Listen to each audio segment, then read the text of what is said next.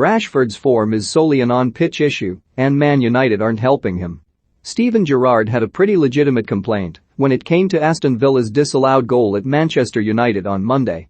After lengthy checks on whether or not Ollie Watkins nudged the ball onto Danny Ings as he was virtually on the goal line, thereby making Ings offside, or if Ings then handled the ball into the net, it was ultimately decided that the infringement was actually neither of those things. The reason for the cancellation of the goal had occurred before all that, when Jacob Ramsey ran back from a clearly offside position to foul Edinson Cavani, thereby very much interfering with play. There we go, we got there in the end. The Ramsey foul wasn't immediately apparent, but it was certainly a foul, and while Gerrard didn't trail too hard against VAR and the act of disallowing the goal which ultimately led to Villa's FA Cup exit, the point he raised about the time it took to make the decision was a valid one. You probably could, after all, find something wrong with most goals if you took long enough. There is usually something to blame or point to as a reason for something, even if it was initially undetected. Real life runs differently to video assistant referees though, and far too often we see those who jump to the obvious, convenient conclusions instead of looking deeper. And in the case of Marcus Rashford, they don't have to look far for their ammunition. It is now 11 games without a goal for the Manchester United forward, who cut a disconsolate figure when he was substituted along with Bruno Fernandes, who has scored just once in 21 games, by the way, in the 86th minute. Rashford was sluggish against Villa, and there was that puzzling moment when he failed to react to Emiliano Martinez spilling Mason Greenwood's shot. Had he been quicker to the ball, then there's every chance he'd have scored. But do we have to immediately cast his on-pitch difficulties up against everything he does off it? It is so lazy, and it also gives Manchester United and their management a free pass. Yet another one. As Rashford has done everything he can to make lives better for others in the past couple of years, his football club haven't exactly helped him or their other attacking talents. You can go back to the signing of Alexis Sanchez 3 years ago this month for the first example of that, as Rashford and Anthony Martial saw their development blocked by Jose Mourinho's insistence on a quick, ultimately disastrous fix. Then post the Mourinho era there has almost been the complete opposite problem, with Ole Gunnar Solskjaer desperate to get Rashford and often Greenwood on the pitch as part of his grand plan to try and recreate the 1990s, point to the club's famed youth policy, and lovingly gaze at Sir Alex Ferguson's parking spot that he refused to take.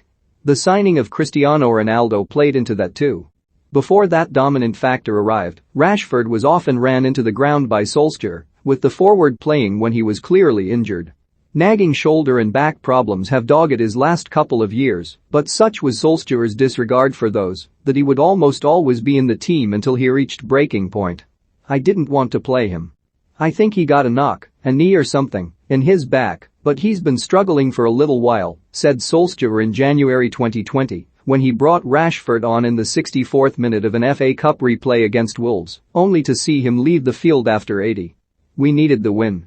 He was involved in the goal, so that was a positive, but it backfired. If hadn't been for COVID delaying the season, then he'd have been out for the rest of it.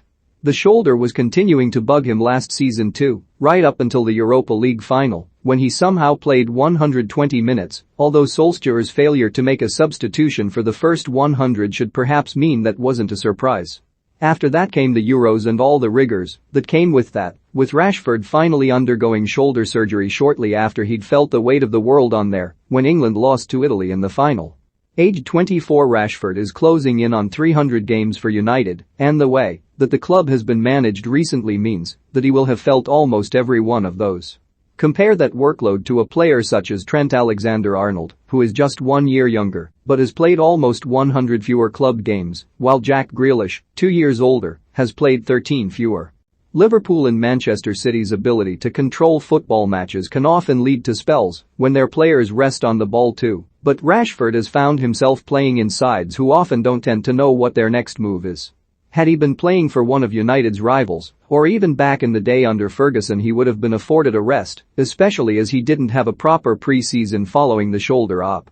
Yet as United scramble around and desperately hope that Ralf Rangnick and his 4-2-2-2, a system which doesn't really seem to suit Rashford, will get them on a right track, they are seeing a clear lack of confidence from a player who should represent all that is good about the club. He still does off the pitch, and he still can on, but he could do with a helping hand from those around him.